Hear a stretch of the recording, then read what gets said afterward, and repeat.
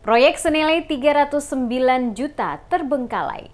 DPRD minta proses hukum.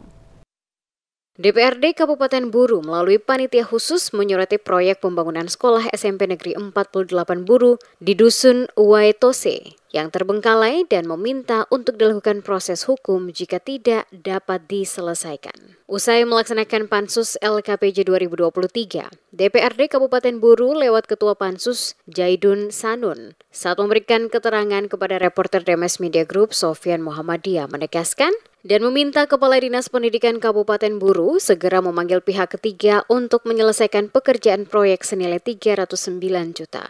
Jaidun menjelaskan ruang fasilitas pembangunan gedung laboratorium pada SMP Negeri 48 Buru di Dusun Uwaitose dikerjakan dengan menggunakan biaya dana alokasi umum tahun 2022 sebesar 309 juta. Sementara proses pencairan anggaran telah dicairkan 70% lewat kas daerah di tahun 2023 dan masih terdapat sisa 30% yang belum dicairkan. Kini anggarannya 70% telah terpakai habis namun fisik proyek masih terbengkalai. Ia menegaskan seharusnya pada tahun ini, para siswa bisa menikmati ruang fasilitas lab tersebut. Oleh karena itu, perlu ada ketegasan yang diberikan kepada pihak ketiga yang menangani proyek dimaksud. Jaidun menganggap Kepala Dinas Pendidikan Kabupaten Buru, Dahlan Kabau, sangat lemah dalam melakukan pengawasan terhadap pekerjaan proyek. Untuk itu, DPRD merekomendasikan agar Dinas Pendidikan memanggil pihak ketiga untuk menyelesaikan pekerjaan tersebut. Jaidun menegaskan jika tahun ini proyek tersebut belum juga dikerjakan, maka DPRD meminta agar kontraktor dan pihak yang mengerjakan pekerjaan itu diproses secara hukum.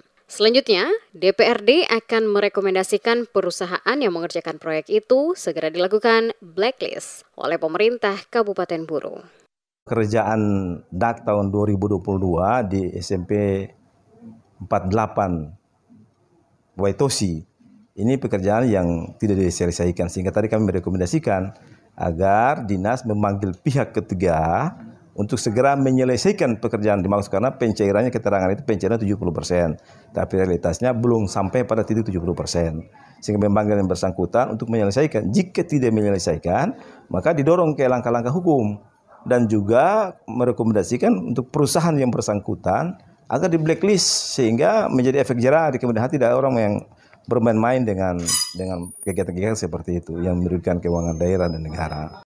Seperti terlihat dari hasil pantauan langsung di lokasi pembangunan gedung laboratorium pada SMP Negeri 48 Buru di Dusun Waitose, hanya baru sebagian dinding bangunan yang berdiri, sementara sebagian besar masih belum terbentuk. Rangka pintu dan jendela juga terlihat hanya terbuang di lokasi bangunan begitu saja.